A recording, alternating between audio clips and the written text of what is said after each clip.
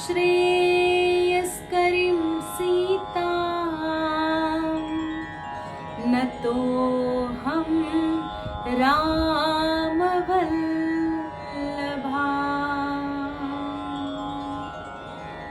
यन्मायावशवर्ति विश्वमखिलं ब्रह्मादिदेवासुरा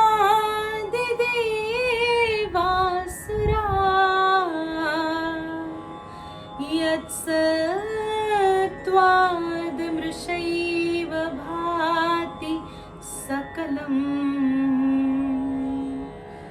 रज्जो यथा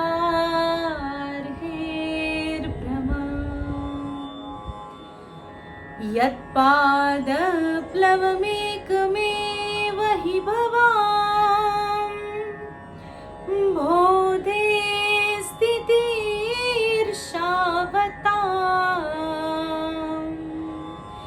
वन्देऽहं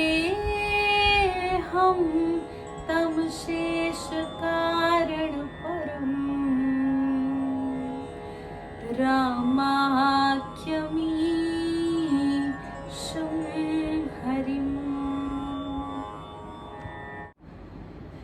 जय श्री राम, जय श्री राधे कृष्ण। राम के कदमों पर कथानक में आप सभी का स्वागत है। आज हम भगवान श्री राम और माता जानकी की वंदना करने वाले हैं। उद्भव स्थिति संहारकारिणी कलेशहारिणी सर्वश्रेयस्करीं सीतां नतोऽहं रामवल्लभा। ब्रह्मा जी सृष्टि के रचना करता है, भगवान श्री विष्णु पालन करता है और भगवान भोलेनाथ संहार करता है।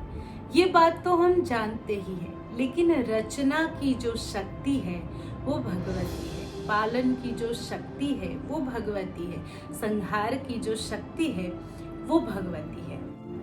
यहाँ पर गोस्वामी तुलसीदास जी महाराज ने बहुत ही सुंदर बात कही है। उद्भव स्थिति संहारकारिणी उत्पन्न माँ। हम सभी जानते हैं, एक स्त्री जब एक बालक को अवतार देती है, जन्म देती है, अपने गर्भ में उसे 9 मास तक स्थान देती है, तब वो रचयिता हो जाती है, यानी कि इस संसार को उत्पन्न करने वाली। उद्भव स्थिति यानी कि जब वो उसका लालन पालन करती है, जब उसे प्रेम देती है, संस्कार देती है, जब वो उसे बड़ा करती है। स्थिति संहार, जब बालक कुछ गलत करता है तब वो उसे संहार यानी कि क्रोध के द्वारा उसके अंदर के उस दुर्गुणों का वो संहार करती है।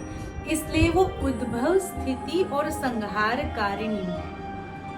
हर एक स्त्री माता जानकी का ही अंश है, भगवती शक्ति का ही अंश है। चाहे हम उन्हें जानकी कहे, रुक्मणी कहे, राधा कहे, अम्बा कहे, दुर्गा कहे, काली कहे, शक्ति तो एक ही है।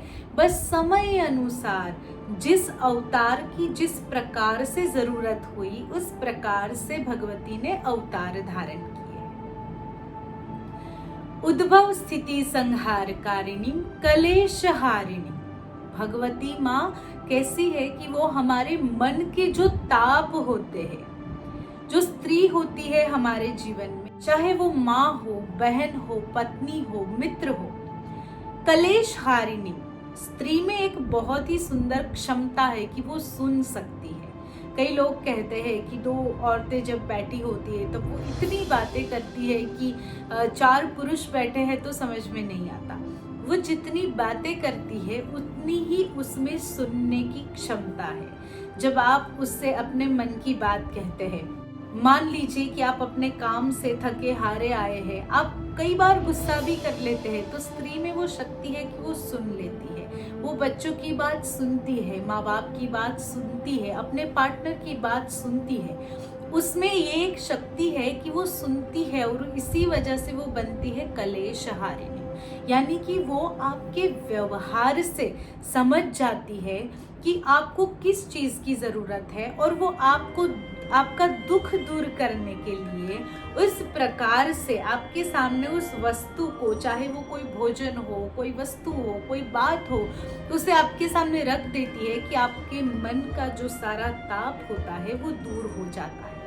एक बेटी में वो शक्ति होती है अपने पिता के लिए, एक पत्नी में होती है अपने पति के लिए, एक मित्र में होती है अपने मित्र के लिए, एक बहन में होती है अपने भाई के लिए। इसीलिए वो कलेश हारिणी है। सर्वश्रेयस करीम सीताम न तो हम राम वल्लभा। सर्वश्रेयस करीम यानी कि सभी प्रकार के सुख देने वाली, सभी प्रकार की शांति देने वाली भगवान श्री राम के वाम भाग में विराजमान जानकी जी को हम वंदन करते हैं। अब जानकी जी की तो क्या ही तारीफ करें। पति के कदमों पर चलना चाहिए। हमारे शास्त्रों में कहा गया है कि हर एक स्त्री को पति के कदमों पर चलना चाहिए और साथ ही में हर एक स्त्री का ये कर्तव्य है कि अगर पति कुछ भी गलत काम करता है तो उसे अपने पति को रोकना चाहिए, उसे अपने पति को सही राह दिखानी चाहिए। ये एक पत्नी का कर्तव्य है, धर्म है। कदमों पर चलने का अर्थ ये नहीं है कि उनके पीछे पीछे चलना है या फिर उनकी जासूसी करना है, पति के लिए भी और पत्नी के लिए भी। कदमों पे चलने का अर्थ है कि अगर वो अच्छा काम करते हैं तो उन्हें सपोर्ट कीजिए, अगर वो बुरा काम करते हैं तो उन्हें रोकिए और उन्हें सही राह दिखाइए। कई बार ऐसा होता है कि पति पत्नी साथ रहते हैं एक घर में, एक छत के नीचे, पर उन्हें पता नहीं होता कि पति क्या कर रहे हैं, पत्नी क्या कर रही है, उन्हें कोई समाचार नहीं है। कई बार वो गलत रास्तों पर चले जाते हैं। इसलिए बहुत ज़रूरी है कम्युनिकेट करना, यानी कि बात करना। आप दोनों के बीच बात होना बहुत ज़रूरी होता है। जब आप बात करते हैं, अच्छा बुरा, मेरा मानना है कि चाहे वो आपका मित्र हो, चाहे पति हो, चाहे पिता हो, भाई हो, अगर उसके किसी व्यवहार से आपको अच्छा लग रहा है या बुरा लग रहा है, दोनों ही बात को मेंशन कीजिए। अगर आपके भाई ने आपके लिए तोहफा लिया है और आपको अच्छा लगा तो उसे उस बात का एहसास दिलाइए। अगर आपके भाई ने आपको कुछ गलत कह दिया, आपको बुरा लगा, उसे उस बात का भी एहसास दिलाइए। अगर आपके पति ने आपके लिए कुछ अच्छा कहा, आपको अच्छा लगा, तो उन्हें उस बात का भी एहसास दिलाइए। और अगर उनके किसी व्यवहार से आपको बुरा लगा, आपके मन में दुख हुआ, आपके मन को ठेस पहुंची, तो उस बात को भी प्रेम से उन्हें बताइए कि आपके इस व्यवहार से मुझे दुख हुआ। अगर इस प्रकार से आप दोनों के बीच कम्युनिकेशन होगा तो जहाँ तक मेरी समझ है, जहाँ तक मेरा मानना है, आप दोनों के बीच कभी कोई प्रॉब्लम नहीं आ सकती। क्योंकि क्या है ना कि हम जिससे हमें प्रॉब्लम है, जिससे हमें मन दुख है, जिससे हमें खुशी है, हम उससे तो नहीं कहते, लेकिन दूसरे सभी से कहते, पूरी दुनिया से कहते, लेकिन उसी इंसान से नहीं कहते। और इसी वजह से संबंधों में दरार आती है। जिस व्यक्ति से प्रॉब्लम है उसी से बात कीजिए, जिस व्यक्ति से खुशी है उसी से बात कीजिए। इसका बहुत ही फायदा होता है। मैं हमेशा कहती हूँ, आगे भी कह चुकी हूँ और अभी भी कह रही हूँ कि बात करने का बहुत ही फायदा होता है। न तो हम राम वल्लभा। जानकी जी को प्रणाम। जानकी जी की तारीफ जितनी करे कम है। भगवान श्री राम के कदमों पर तो सच में वो चली है। उनकी माता ने उन्हें जो संस्कार दिए, जब वो जनकपुर छोड़कर जा रही थी, तो माता सुनैना ने कहा था कि अपने सास ससुर को अपने माता पिता मानना, अपने पति की हर बात को सुनना, अपने पति के हर अच्छे कार्य में उनका साथ देना, और उस एक एक वचन को जानकी जी ने पाला। जानकी जी को वनवास नहीं हुआ था, परंतु प्रभु की लीला में जानकी जी जानती थी कि मेरे बिना ये लीला पूरी भी नहीं होगी। तो उस लीला को पूरी करने के लिए जानकी जी भी चल पड़े भगवान श्री राम के साथ। हर एक सुख में, हर एक दुख में पति पत्नी ये संबंध अलग है। हम हमेशा कहते हैं लोगों से, जब माता पिता के प्रेम की बात आती है, भाई बंधुओं के प्रेम की बात आती है, तब हम हमेशा कहते हैं कि आप किसी भी प्रेम को कंपेयर नहीं कर सकते। भाई का प्रेम उसकी जगह है, माता पिता का प्रेम उसकी जगह है, पति का प्रेम उसकी जगह है। तो पति पत्नी का ये जो संबंध है, ये बना ही इसीलिए है कि अंत तक हम कई ऐसे लोगों को देखते हैं जो अंत तक अपने पार्टनर का साथ देते हैं। कोई और लाठी का सहारा बने या ना बने, वो बनते हैं और सही अर्थ में संबंध उसे ही कहते हैं। हमारी भारतीय संस्कृति में इसे 7 जन्मों का संबंध कहा है। हमारी भारतीय संस्कृति में विवाह के बाद अलग होना ये तो कहीं बात आती ही नहीं है। हाँ, ये सब आजकल का फैशन है, ये अलग बात है कि चलो विवाह कर लिए और फिर जमा नहीं और अलग हो गए, नहीं। मन से किसी एक ही व्यक्ति के साथ हम समर्पित होते हैं। पार्टनर को हम अपना सब कुछ, अपना सर्वस्व दे देते हैं। हम उसके साथ समर्पित हो जाते हैं, जुड़ जाते हैं। ये कोई खेल नहीं है कि हम आज जुड़े और कल बिछड़ गए, नहीं। दोनों के स्वभाव को संतुलित करना होता है, दोनों को एक दूसरे को समझना होता है, दोनों को एक दूसरे का सम्मान करना होता है, तब ये संबंध जाकर के खिल उठता है, तब ये संबंध जाकर के पवित्र बनता है, तब ये संबंध जाकर के सुंदर बनता है। भगवान के साथ अपने आप को कंपेयर करना बंद कर दीजिए। भगवान श्री कृष्ण ने 16,108 रानियों से शादी की, ये किया वो किया, राधा जी को छोड़ गए। अरे उसके पीछे का कारण जानिए, कभी शास्त्रों को पढ़िए तो पता चलेगा किस कारण से भगवान श्री कृष्ण और राधा जी को अलग होना पड़ा। भगवान की ये सारी पत्नियां कौन थी? श्रीमद् भागवत के अंत में बताया गया है कि जब भगवान स्वधाम चले गए और उसके बाद भगवान की सारी पत्नियां एक साथ बैठी हुई थी, तो रुक्मणी जी ने देखा कि जो यमुना जी है, जो कालिंदी जी है, वो बड़ी आनंदित है, उन्हें कोई शोक नहीं है, कोई दुख नहीं है। उन्होंने उनसे जाकर के पूछा कि तुम्हारी इस खुशी का कारण क्या है? हमारे प्रभु, हमारे स्वामी हमें छोड़कर चले गए, फिर भी तुम खुश हो। तब कालिंदी जी ने कहा, क्योंकि मैं उनकी शरण में हूँ जो हमारे स्वामी का हृदय है। मैं उनकी शरण में हूँ जिनकी हम सभी अंश हैं। तभी कीर्तन करते हुए वो राधा जी के दर्शन कराती है और सभी रानियां अपने स्वरूप को राधा जी में देखती है। राधा जो आदि शक्ति है। तो हम यहाँ तो राम के कदमों पर कथानक की चर्चा कर रहे हैं, लेकिन वो क्या है कि सोशल मीडिया पर आजकल मैं बहुत सी चीज़ें सुनती हूँ, पढ़ती हूँ और मुझे बुरा लगता है कि हमारी कथा, हमारे शास्त्र, हमारे परमात्मा की लीलाओं के बारे में जाने बिना लोग कैसे कैसे वाक्य लिख देते हैं। परमात्मा का सम्मान कीजिए, उस शक्ति का सम्मान कीजिए जिसने ये शरीर दिया है, वरना इस शरीर की हैसियत ही क्या है? आत्मा इसमें से निकल जाए तो लोग कहते हैं निकालो निकालो। आत्मा इस शरीर से निकल जाए तो ये मांस ऐसे गलने लगता है कि किसी को देखने का भी मन नहीं करता। तो कृपया करके पहले पूरी बात को जान ले, उसके बाद नए नए थॉट बनाए। क्योंकि क्या है कि आजकल तो सभी फिलोसोफर्स हो गए, सबकी अपनी अपनी फिलोसॉफी है, लेकिन फिलोसॉफी को पूरी बात जानने के बाद अपनी फिलोसॉफी को वहाँ पे प्रस्तुत करें।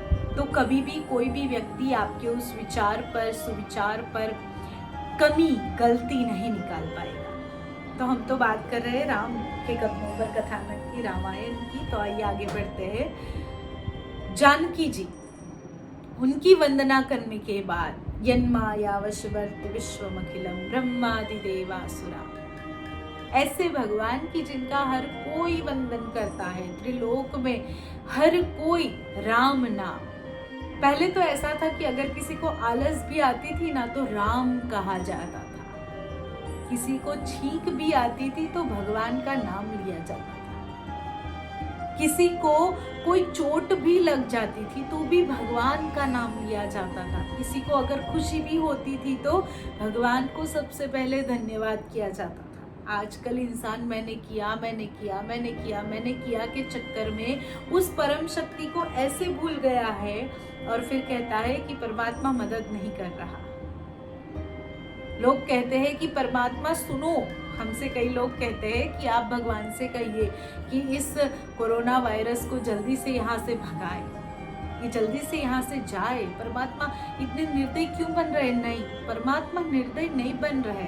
परमात्मा दिखा रहे कि मानव की मानवता पृथ्वी से खत्म हो चुकी है। अरे लोगों में इतनी दया नहीं है कि इस वक्त जब कोई इंसान जिंदगी और मौत के बीच जूझ रहा हो, उस वक्त भी उस इंसान को अपना फायदा देखना है। तब भी उसे ये नहीं दिखता कि सामने वाला मर रहा है, मैं उसे नहीं मार सकता, मैं उसे बचा तो नहीं सकता पर मैं उसे मार भी नहीं सकता। मानव की दया, मानवता। अच्छे लोग जितना प्रयत्न करते हैं पुण्य बढ़ाने की इस पृथ्वी पर, उससे ज्यादा वो पापी प्रयत्न करते हैं पाप बढ़ाने की। भारत जैसे देश में हम रहते हैं जिसकी संस्कृति को पूरी दुनिया पूजती है। भारत जैसे देश में हम रहते हैं जहाँ राम है, जहाँ श्री कृष्ण है। भारत जैसे ऐसे देश में हम रहते हैं कि जहाँ महाराज हरिश्चंद्र है, जिसने स्वप्न में दिए हुए वचन के खातिर अपना सब कुछ दांव पर लगा दिया। ऐसी संस्कृति में हम रहते हैं जहाँ हमारे पूर्वजों ने हमें हमेशा सत्य की राह पर चलना, दया करना सिखाया है। भामाशाह जैसे दानवीर जिस पृथ्वी पर, जिस भारत भूमि पर हो चुके हैं, ऐसे देश में हम रहते हैं, फिर भी न जाने हमारी मानवता कहाँ चली गई, क्यों चली गई। ये मानवता जो चली गई है ना, इसलिए ये तकलीफें आ रही है। उस मानवता को फिर से जगाइए। हम तो प्रयत्न कर ही रहे, हमसे प्रयत्न कीजिए, खुद से प्रयत्न कीजिए। मैंने शुरुआत की तो मुझे देखकर कोई शुरुआत करेगा, ये सोचकर खुद से शुरुआत कीजिए। अगर आप किसी ऐसे इंसान को जानते हैं जो ऐसे चीट करता है, उसे समझाइए। अरे अगर हमने किसी को गाली भी दे दी हो तो उसका परिणाम हमें सामने थप्पड़ से मिलता है कि नहीं? हम किसी को गाली देंगे तो वो क्या हमें आशीर्वाद देगा? नहीं। कर्म का यही सिद्धांत है। तो सोचिए, अगर हम ऐसे कर्म करेंगे जिसमें हम किसी को दुखी करेंगे, जिसमें हम किसी की जान तक ले लेंगे, किसी की जान की भी परवाह नहीं करेंगे, तो ऐसे कर्मों को हम कब भोगेंगे, कैसे भोगेंगे? क्या होगा इसका परिणाम? सिर्फ एक व्यक्ति नहीं, पूरी दुनिया भुगत रही है ऐसे पापियों के कारण, ऐसे लोगों के कारण जिनकी मानवता न जाने कहाँ चली गई है। मानवता, इंसानियत, मानवता जो चली गई है, उसे मजबूरी का नाम देना बंद कर दीजिए। कई ऐसे लोग होते हैं जो गुनाह करने के बाद पकड़े भी जाते हैं तो कहते हैं कि हम मजबूर थे, हमारे पास पैसे नहीं थे। नहीं। कोई भी इंसान इस दुनिया में उतना मजबूर नहीं होता कि उसे किसी का बुरा करना पड़े अपना अच्छा करने के लिए। जो सच्चा इंसान होता है, जो सच में सत्य के रास्ते पर चलता है, जो सच में नीति से कार्य करता है, आज नहीं तो कल उसका समय आता ही आता है। पुरुषार्थ करो, अच्छे से पुरुषार्थ करो, पुरुषार्थ का फल जरूर मिलेगा। लेकिन ये सब बंद कर दीजिए। हम राम के वंशज हैं और हम राम से इतना तो सीख ही सकते हैं, मानवता तो सीख ही सकते हैं।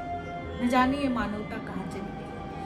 अगर कोई भी ऐसा व्यक्ति जिसे आप जानते हैं या फिर वो देख रहा है कि इस वीडियो को या फिर मेरी बात को सुन रहा है, प्लीज अपने अंदर की मानवता को जगाइए। कहाँ चली गई है उस मानवता, उसे ढूंढिए उस मानवता को, और ये सब करना बंद कर दीजिए। अगर हम, इसीलिए हमारे शास्त्र में क्या कहा गया है, तन मन धन से, एक नहीं 3 ऑप्शन है। कई लोग होते हैं जो तन से सेवा करते हैं। हम ऐसे कितने लोगों को जानते हैं जिन्होंने इस कोविड के टाइम में तन से सेवा करी है। कई लोग हैं जिन्होंने धन से सेवा करी है। अगर हम तन और धन से नहीं सेवा कर सकते तो मन से तो कर ही सकते हैं ना। हम मन से उन लोगों को दुआ दे सकते हैं जिन लोगों ने इस कोरोना के टाइम में सेवा सच में की है। वो लोग, जो लोग अभी जीवन और मृत्यु के बीच फंसे हुए हैं, उनके लिए हम अच्छे जीवन की प्रार्थना कर सकते हैं। भगवान से कह सकते हैं कि उन्हें अपने परिवार से दूर मत कीजिए, उनके परिवार को शायद उनकी जरूरत है। हम निर्दयी नहीं बन सकते, हम इंसान हैं। हम ऐसे हैं कि हम अगर किसी पशु को भी दुखी देख लेते हैं ना, तो हमारी आंखों में आंसू आ जाते हैं, हम दुखी हो जाते हैं कि अरे कितना दुखी है। तो हम इंसान का दर्द क्यों नहीं देख पाते? इसलिए प्लीज ये सब समझने की कोशिश करके अपने अंदर की मानवता को जगाइए, अपने आसपास के लोगों के अंदर मानवता को जगाइए। और ऐसा ना करें, ऐसी भगवान से प्रार्थना कीजिए, उन्हें समझाइए। तो पता नहीं, तो शायद ये कोविड नाम की महामारी बहुत जल्दी चली जाएगी। साथ साथ में हमें जो भी उसके लिए दवाई है, जो भी उसके रास्ते है, मास्क पहनना, सैनिटाइज करना, ये सब तो हमें करना ही है। सिर्फ हाथ जोड़कर बैठने से भी सब कुछ नहीं होगा, लेकिन हमें साथ में ये भी करना है, मानवता को भी जगाना। दूसरी जो वंदना है वो भगवान श्री राम की करते हैं, जिनकी चर्चा तो हम करें उतनी कम है। राम, जिनके नाम में ही आराम है, पत्नी व्रता पुरुष, समझदार, धैर्यवान, शील, स्नेही, दयावान, क्या क्या क्या कह सकते हैं हम राम के लिए, जितना कहे उतना कम है। ऐसे भगवान श्री राम जिन्होंने हमें जीवन जीना सिखाया। अभी मैं कुछ 2 शब्द में अभी कहती हूँ कि ऐसे श्री राम जिनके कदमों पर हम चलने जा रहे हैं, उन श्री राम को हम वंदन करते हैं और उनसे कहते हैं हमें आशीर्वाद दीजिए कि इस महामारी से हम दूर हो जाए। जिन लोगों में मानवता नाम का गुण चला गया है, वो मानवता फिर से जाग जाए। उन राम को हम प्रणाम करते हैं कि जो अपने भक्त पर अहेतु की कृपा करते हैं। कारण बिनु रघुनाथ कृपाला, कोमल चित अति दीन दयाला। उस राम को वंदन करते हैं और आज की इस कथानक को यही समाप्त करते हैं, क्योंकि भगवान श्री राम, उनके गुणगान तो हम शुरू कर ही रहे हैं, उन्हीं की पूरी चर्चा करने वाले हैं इस कथानक में। तो मुझे आशा है कि आप सबको राम के कदमों पर कथानक पसंद आ रहा होगा। अगर आपको पसंद आता है तो वीडियो को लाइक कीजिए, कमेंट करके अगर आप कुछ पूछना चाहते हैं रामचरितमानस के बारे में या आपका कोई भी आध्यात्मिक प्रश्न है, आप पूछ सकते हैं। शेयर कीजिए इस वीडियो को, चैनल को सब्सक्राइब कीजिए। हम मिलेंगे अगले वीडियो में, तब तक आप सब अपना ध्यान रखिए। जय श्री राम, जय श्री राधे कृष्णा।